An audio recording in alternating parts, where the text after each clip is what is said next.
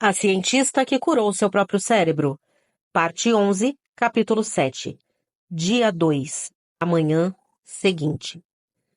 Acordei cedo na manhã seguinte, despertada pela entrada de uma jovem estudante de medicina que ia pegar um prontuário. Achei curioso que ela não houvesse sido informada de que eu sobrevivera a um derrame e por isso não podia falar ou compreender a linguagem.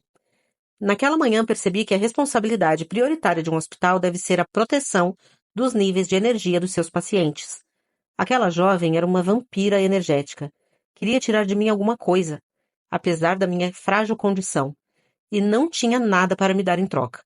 Ela corria contra um relógio e, é óbvio, perdia a corrida. Em sua pressa, era ríspida na maneira como me tocava, e eu me sentia como um papel que houvesse caído da pasta de alguém.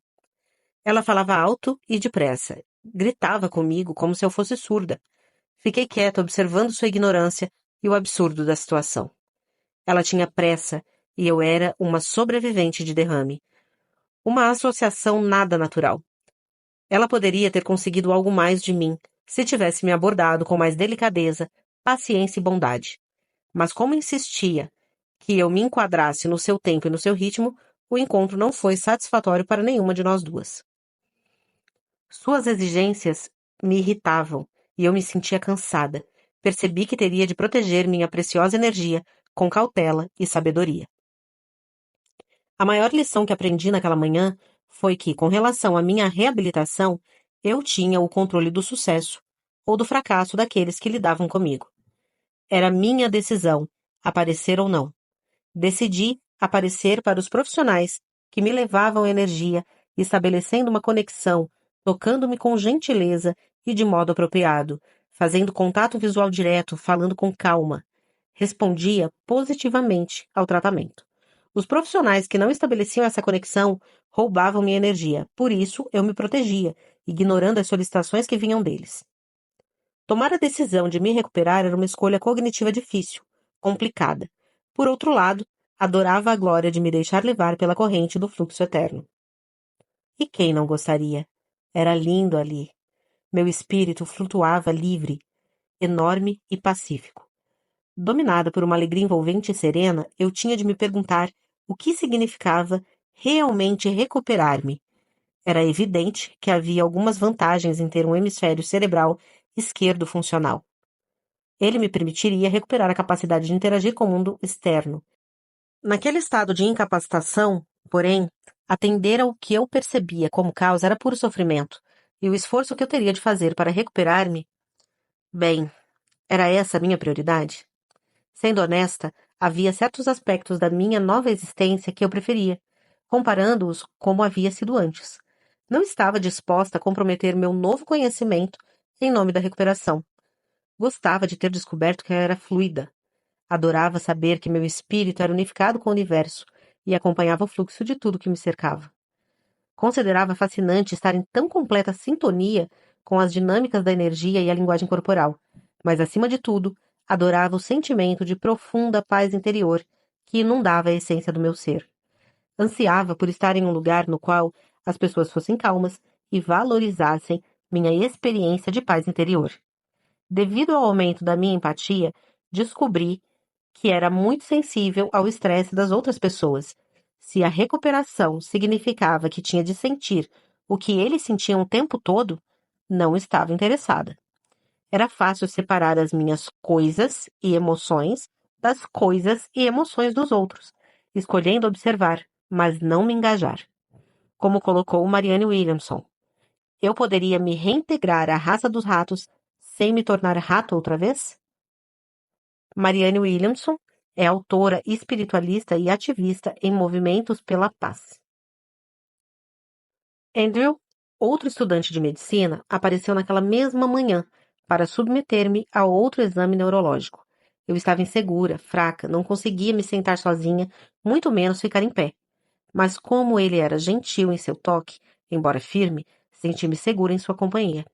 Ele falava com calma, me olhava diretamente nos olhos e repetia o que falava sempre, que fosse necessário. Ele me respeitava como pessoa, mesmo naquela condição. Eu tive certeza de que ele seria um bom médico. Esperava que fosse. A doutora Anne Jung, que naquele tempo era chefe do Departamento de Neurologia do Massachusetts General Hospital, eu a chamo como a rainha da neurologia, era minha neurologista. Tinha ouvido falar sobre a famosa Anne Jung por anos, quando trabalhava no Banco de Cérebro de Harvard. Ela servira no comitê de aconselhamento para o Banco de Cérebro de Harvard, e 2 semanas antes, apenas, eu tivera o privilégio de me sentar ao lado dela em um almoço do conselho no encontro anual de neurociência em Nova Orleans. No almoço, falei sobre a campanha de envolvimento da comunidade a que me dedicava com o objetivo de aumentar o número de doação de encéfalos para pesquisa voltada à população psiquiatricamente diagnosticada. A doutora Jung havia conhecido meu eu profissional naquele dia, e quando me encontrou em sua visita matinal, estabelecemos imediatamente uma forte conexão. Entre os muitos circuitos que se haviam desligado no meu cérebro, perdi a capacidade de sentir constrangimento, o que foi uma bênção. Como uma mamãe ganso seguida pelos filhotinhos, a doutora Jung e seu grupo de estudantes de medicina chegaram ao meu quarto para a ronda matinal. Sinto agora um profundo horror quando lembro que estava seminua, com o traseiro para o alto, no meio de um banho de esponja, quando a rainha da neurologia chegou acompanhada por seu grupo. Os olhos da doutora Jung eram suaves e bondosos, e ela sorriu quando me encarou diretamente. Quando se aproximou, tocou meu pé, como um bom cavaleiro toca o traseiro do cavalo ao passar por trás. A doutora Jung me ajudou a encontrar uma posição confortável, depois se colocou ao meu lado, na altura do ombro, mantendo uma das mãos apoiadas em meu braço, falando comigo em tom suave. Não com os alunos, mas comigo. Ela se debruçou sobre a cama e aproximou o rosto do meu para que eu pudesse ouvi-la. Eu não podia entender completamente as suas palavras, mas compreendia a sua intenção. Aquela mulher sabia que eu não era estúpida, mas que estava ferida, e era claro que ela tinha noção de que era sua obrigação descobrir que circuitos ainda estavam ativos em mim e que partes precisavam de cura. A doutora Jung me perguntou respeitosamente se ela podia falar com seus alunos sobre o meu exame neurológico, e eu concordei. A neurocientista que eu era falhou em todos os testes propostos naquele exame, mas a doutora Jung permaneceu ao meu lado até ter certeza de que eu estava bem, de que não precisava mais dela. Quando já se retirava, ela afagou minha mão, depois meu pé. Experimentei um imenso alívio por ela ser a minha médica. Senti que ela me entendia. Naquela manhã, mais tarde, fui submetida a um angiograma, que delimitou os contornos dos vasos do meu cérebro. Precisávamos de uma imagem muito boa e exata do tipo de hemorragia que eu sofria, e o angiograma era o melhor exame para isso. Embora julgasse completamente absurdo que alguém me pedisse para assinar um formulário de autorização naquelas condições, compreendi que política é política. Aliás, como costumávamos dizer, mente sã, corpo são, não é mesmo? Notícia ruim chega logo. A notícia sobre o meu derrame percorreu os corredores do McLean Hospital. E logo chegou às cadeiras da NAMI. Lá estava eu, a mais jovem membro do território nacional, eleita por eles, sofrendo um derrame aos 37 anos. 2 de meus colegas do Banco de Cérebros foram me visitar na UTI naquela tarde. Mark e Pam. Levaram um ursinho de pelúcia para eu abraçar, e me senti grata pela delicadeza. Pude sentir a trepidação inicial, mas eles me levaram energia positiva e me encheram de confiança com palavras do tipo: "Você é Jill. Vai ficar tudo bem." Essa confiança na minha completa recuperação foi muito importante para mim. Mas no final do dia 2, eu havia acumulado força suficiente em meu corpo para rolar para o lado, sentar-me na beirada da cama com ajuda e ficar de pé com o apoio de alguém. Essa atividade consumiu toda a minha energia. Contudo, era bom saber que eu fazia grandes progressos físicos. Meu braço direito estava muito fraco e continuava doendo, mas eu conseguia movimentá-lo usando os músculos do ombro. Ao longo do dia, minha energia se esgotou.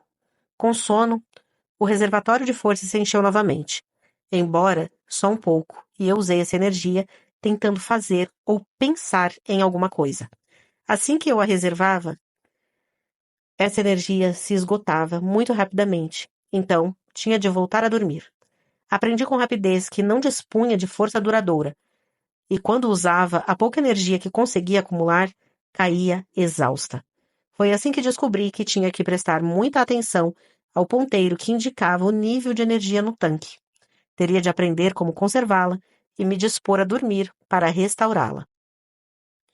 O segundo dia terminou com uma visita de Steve, que trazia boas notícias.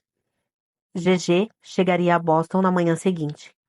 Inicialmente, não entendi o significado de GG. Havia perdido o conceito de mãe? Passei o restante dos meus momentos de vigília naquela noite tentando unir mãe, mãe, mãe e GG, GG, GG. Continuava repetindo as palavras mentalmente para encontrar aqueles arquivos, abri-los e lembrar. No final, consegui entender o que significava o termo mãe e o que GG representava. O suficiente para me sentir animada com a chegada dela na manhã seguinte.